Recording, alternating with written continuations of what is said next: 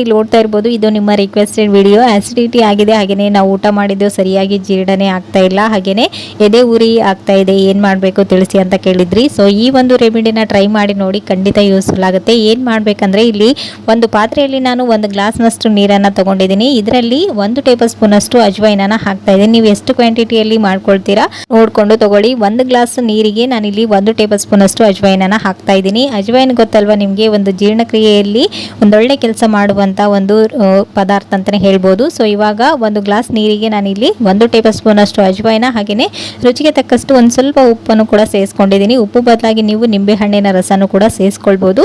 So ಇಲ್ಲಿ ನೋಡ್ತಾ ಇರ್ಬೋದು, ಇವಾಗ ಇವೆರಡನ್ನ ಒಂದ್ಸರಿ ನೀಟಾಗಿ ಮಿಕ್ಸ್ ಮಾಡಿಕೊಂಡು ಒಂದು 5 ನಿಮಿಷಗಳ ಕಾಲ ಇದನ್ನ ಕುದಿಸ್ಕೊಳ್ಬೇಕು. 1 ಗ್ಲಾಸ್ ನೀರಿರೋದು ಅರ್ಧ ಗ್ಲಾಸ್ಗೆ ಬಂದಿರಬೇಕು, ಆ ರೀತಿ ಇದನ್ನ ನೀಟಾಗಿ ಕುದಿಸ್ಕೊಳ್ಬೇಕು. ಇವಾಗ ನೀರಿನ ಕಲರ್ ನೋಡಿದ್ರೇನೆ ಗೊತ್ತಾಗ್ತಾ ಇರ್ಬೋದು ನಿಮಗೆ ಎಷ್ಟು ನೀಟಾಗಿ ಬಂದಿದೆ ಅಂತ. ಸೊ ಇವಾಗ ಇದನ್ನ ಸ್ಟವ್ ಆಫ್ ಮಾಡಿಕೊಂಡು ಒಂದು ಗ್ಲಾಸ್ಗೆ